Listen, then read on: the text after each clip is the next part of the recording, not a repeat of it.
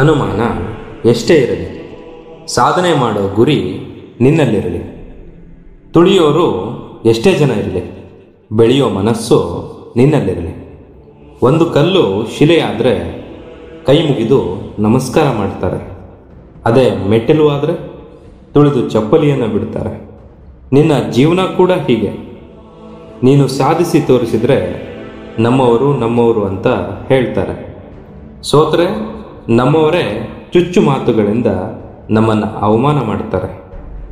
ಕೆಲವು ಜನ ಮನಃಶಾಂತಿಯಿಂದ ಬದುಕ್ತಾರೆ, ಇನ್ನು ಕೆಲವು ಜನ ಇನ್ನೊಬ್ಬರ ಮನಸ್ಸನ್ನು ಹೊಡೆಯುತ್ತಾ ಬದುಕ್ತಾರೆ. ಇದೇ ಪ್ರಪಂಚ. ಇವರೆಲ್ಲರನ್ನ ನೀನು ಗೆಲ್ಲಬೇಕು. ಇಂತಹ ಜನರನ್ನು ನೀನು ಸೋಲಿಸಬೇಕು.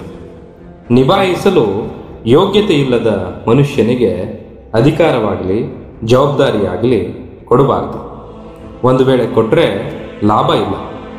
ಯಾಕಂದರೆ ಬಂಗಾರವೇ ದೊಡ್ಡದು ಅಂತ ತಿಳಿದಿರುವ ಮೂರ್ಖರಿಗೆ ವಜ್ರದ ಬೆಲೆ ಗೊತ್ತಿರುವುದಿಲ್ಲ, ಗೊತ್ತಾಗೋದೂ ಇಲ್ಲ.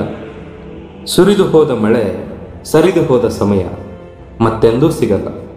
ಹಾಗಂತ ನೀನು ಅದರೊಳಗೆ ಕಳೆದು ಹೋಗಬೇಡ.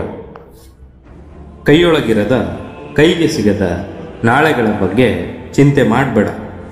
ಕಣ್ಣೆದುರು ಇರುವ ಈ ಕ್ಷಣಗಳಲ್ಲಿಯೇ ಬದುಕುವ ಸೊಗಸು ನಿನ್ನದಾಗಲಿ.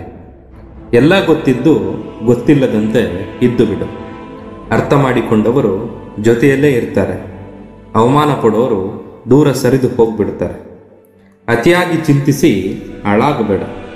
ಇನ್ನೊಬ್ಬರ ಬಾಳಿನ ಪುಸ್ತಕದಲ್ಲಿ ನೀನೊಂದು ಅಧ್ಯಾಯ ಅಷ್ಟೆ.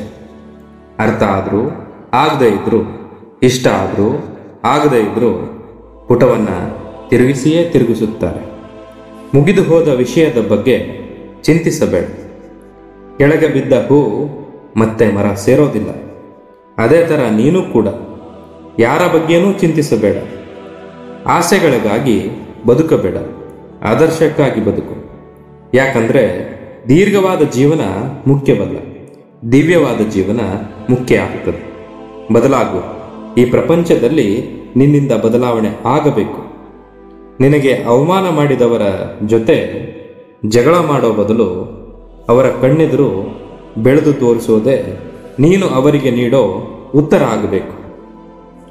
ನೀನು ಇನ್ನೊಬ್ಬರ ಜೀವನದ ಬಗ್ಗೆ ಸುಮ್ಮನೆ ಇಲ್ಲ ಸಲ್ಲದ ಕತೆಗಳನ್ನು ಕಟ್ಟಬೇಡ. ಯಾಕಂದರೆ ನಿನ್ನ ಜೀವನದ ಬಗ್ಗೆ ಬೇರೆಯವರು ಕಾದಂಬರಿಯನ್ನೇ ಬರಿತಿರಬಹುದು.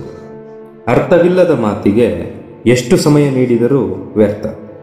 ಹಾಗೆಯೇ ನಿನ್ನ ಜೀವನದಲ್ಲಿ ಅರ್ಥ ಮಾಡಿಕೊಳ್ಳದೇ ಇರುವವರ ಜೊತೆ ಎಷ್ಟೇ ಸಮಯ ಕಳೆದರೂ ನಿನ್ನ ಬದುಕೇ ವ್ಯರ್ಥ. ನಿನ್ನ ಮುಂದೆ ಮಾತನಾಡೋ ಧೈರ್ಯ ಇಲ್ಲದಿರುವ ನಾಯಿ ನರಿಗಳಂತಹ ಜನರು ಅವರ ಯೋಗ್ಯತೆಗೆ ತಕ್ಕ ಹಾಗೆ ನಿನ್ನ ಬೆನ್ನ ಹಿಂದೆ ಮಾತನಾಡ್ತಾರೆ. ಅಂಥವರಿಗೂ ಮಾತನಾಡೋದಕ್ಕೆ ಒಂದು ಒಳ್ಳೆ ವಿಷಯವನ್ನು ಕೊಡು. ಕೊನೆಗೆ ಒಂದು ಮಾತು ಹೇಳ್ತೀನಿ, ಕಷ್ಟ ಕಲಿಸ್ತದೆ, ಸುಖ ಮೆರೆಸ್ತದೆ ಮತ್ತು ಆತ್ಮವಿಶ್ವಾಸ ನಿನ್ನನ್ನು ಬಾಣೆತ್ತರಕ್ಕೆ ಬೆಳೆಸುತ್ತದೆ.